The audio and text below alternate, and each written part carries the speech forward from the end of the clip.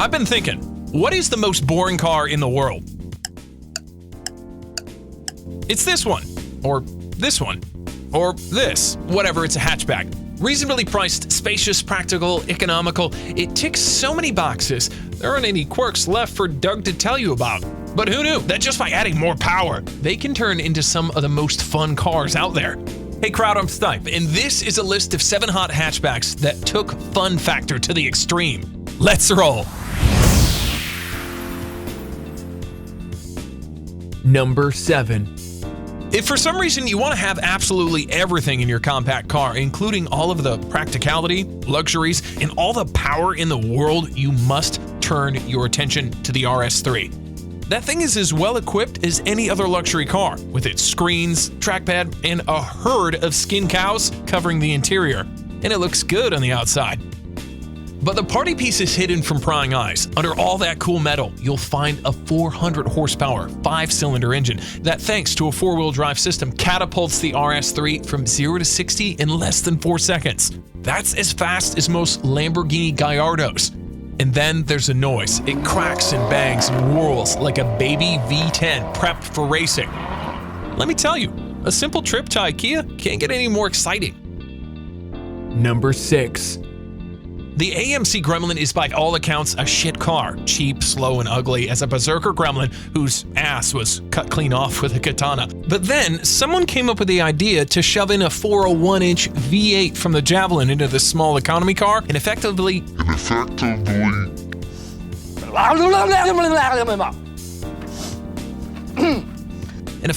turned it into a muscle hatch from the 70s.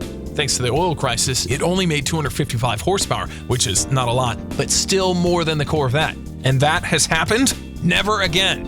I mean, XR was still shit. It had the same lousy brakes, the shifter had a longer throw than a slot machine, and thanks to the added weight, it cornered even worse than, well, hell, a 70s budget car.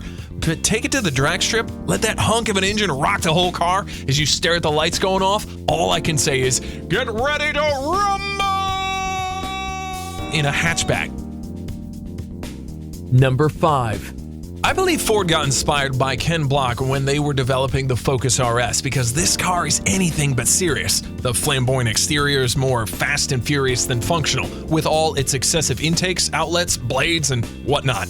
Even the exhaust is big enough to swallow your whole hand, and it has 2 of those. On the driving side of it, there's a 315 horsepower turbocharged 4-banger spinning all wheels through some drivetrain wizardry with 3 clutches. It can send the power front to back or side to side, whichever one will grip more or make the most smoke after you turn the drift mode on. And to top it all, it has a manual shifter. The RS is so much fun, it can even make light of a funeral. Tell me you wouldn't cheer it drifting around with a casket sticking out the back. Number 4. There's a saying, if you want to improve the breed, take it racing. For Lancia, that usually means rallying, and with the new rules allowing only really mass-produced cars to compete, Lancia turned to their pathetic little family hatchback. Over the years, it evolved things like bigger engine, turbocharging, 4-wheel drive, bulkier body, and a high-fidelity badge. I'm guessing that means it's not braking as much. Out in the wild, it dominated for 6 years in a row, setting the record for the most successful rally car in history. And on the streets, the reputation just followed. If you see one, don't take it on. Sure, your car may be faster, but Delta can drive as the crow flies, straight over the curbs, parks, bushes, spectators, whatever. And I love the way it looks. They say Italian cars are like beautiful women, belle donne. Well, Delta is more like some butch lesbo hooligan then. I like it. Number 3. Before Delta dominated rallying, there was the Group B, fastest and deadliest rally cars that could compete if you simply made 200 models for the homologation purposes. That's nothing for big manufacturers who couldn't wait to get up each other's throats. The most successful among them was Peugeot, Pigeon, with their 205 T16, which actually was just a silhouette of the 205 hatchback on top of a mid-engine, all-wheel drive monster. And thanks to the homologation rules, there are now 200 of these that are street legal as well. Slightly detuned, but hey. This tall and wide off-road supercar, vaguely hinted at the mass production models for marketing reasons, has done away with any kind of practicality. When you lift the rear hatch, half of the car opens up like an oyster that presents you with an engine. But damn it, the Turbo Pigeon looks like a hatchback. It's fun to drive and it gets a spot on the list. Number 2. And here's why you clicked this video. The ass. Big, round, chunky ass.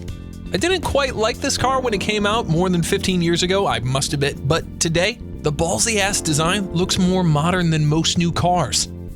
But enough about that. This French Kardashian sister in her R26.R attire is about as extreme as a hot hatch can get before it turns into a real race car. The tires, for example, have fewer grooves than Gordon Ramsay's face. How dare you? Body panels were carbon fiber. Where the rear bench used to be is now a web of rigid scaffolding. The rear window is just a thin plastic, and the seatbelt is more like a 6-point bondage contraption. No radio either. The end result was the fastest front-wheel drive car ever that was also skinny and had a big juicy ass at the same time. Now, who doesn't like that? Number 1. You'd think that this is another homologation special, but no, this car had no better reason to exist than simply being fun. And to whoever greenlit this project, thank you! But unlike the reasonable and practical regular Clio, the V6 was anything but. With all the space behind the front seats taken up by the engine, there is so little storage room left, even Wizz Air would allow you to bring a bigger bag. Plus, thanks to the added weight of that engine, it was barely quicker than the regular hot Clio. But that's not the point. It was wide, low, mid-engined, and rear-wheel drive, just like a proper supercar. And that makes the difference when you show it some corners. To this day, this must be the most visceral and engaging hot hatch to drive, right up until it tries to bite you back instead. If you ask me, that just makes it more exciting. So there it is, 7 hatchbacks that are far from boring. And if I could add more to the list, it would be these 3.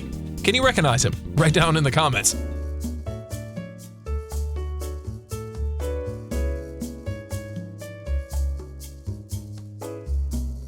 And lastly, consider subscribing if you'd like to see more videos like this one. Follow me on Drive Tribe, where I write more ridiculous content. And yeah, I'll see you in the next one.